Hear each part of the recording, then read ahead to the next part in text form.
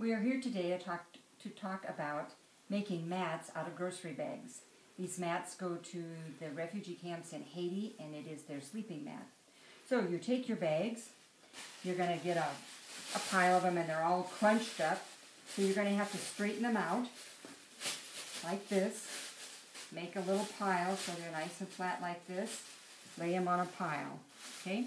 After you get somewhere between 5 and 7, then you move over here to this next station here, and then you're going to cut off the bottoms of the bags. Okay, so you lay it on your quilting mat, take off the bottom, and depending upon the thickness of the mat, or the thickness of the bag, you make them about anywhere from 2 3/4 to 3.5 inches, unless the bag is very thin.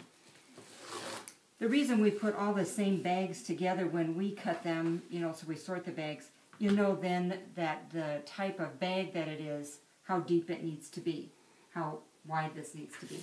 We save all of our scraps and send them back to a plastic bag recycling center.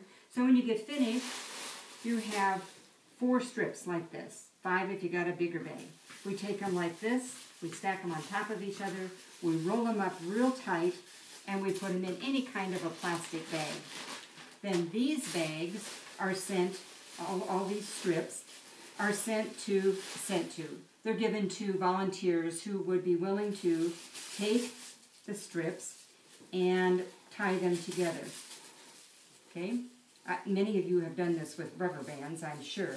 But you take it, put one loop through the other, put this through this like this, and then pull it tight.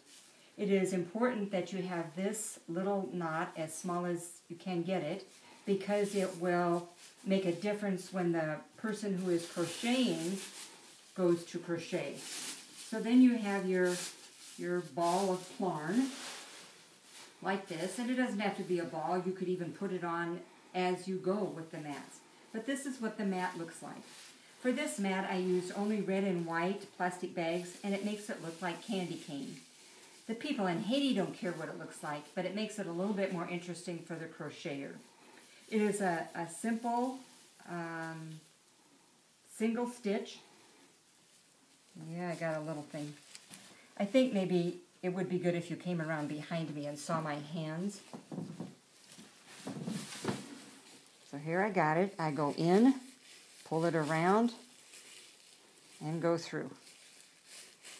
When I get to the end, we are to chain 2 and then go in the second chain back. I should have had this so that we would be at the end.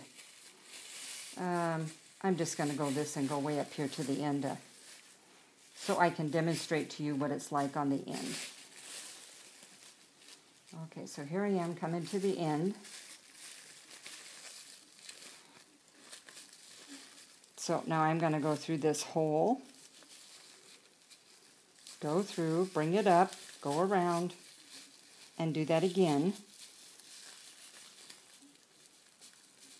And then you're going to chain 2 like this. And then you're going to turn around and you're going to go into the, not the one you came out of, not this one, but the next one. And you're going to do the same stitch all over again. Bring it through, bring it over both of them. And that will lay flat if it was the way it's supposed to be. Okay, this is one of my latest finished mat. It certainly is the most fancy. I did learn from someone how I could change the color in there, and anybody who knits, who crochets, knows how to pick up and let go of the yarn. Not all of them are that fancy. I'm going to lay this down. You can see here that many of them are just back and forth with a variety of colors. No particular pattern in them. When we get finished with them, we find a small girl's belt or one of those double D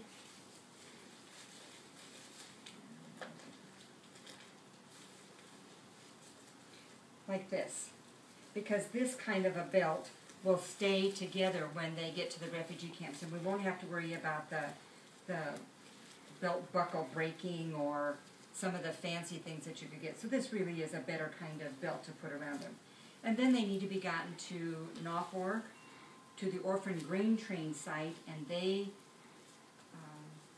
transport them to Haiti.